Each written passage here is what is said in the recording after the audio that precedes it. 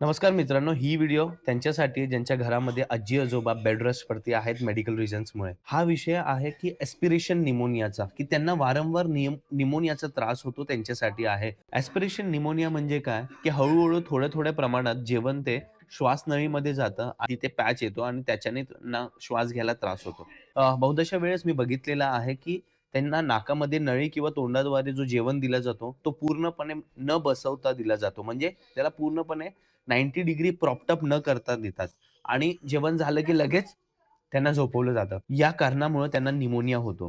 तर मित्रांनो, जेव्हा पण नाकामध्ये नळी असेल आणि त्यावेळेस जर तुम्हाला फीडिंग करायची असेल, तर पूर्णपणे एकतर तुम्ही 60 टू 70 डिग्री प्रॉप्ट अप करू शकता.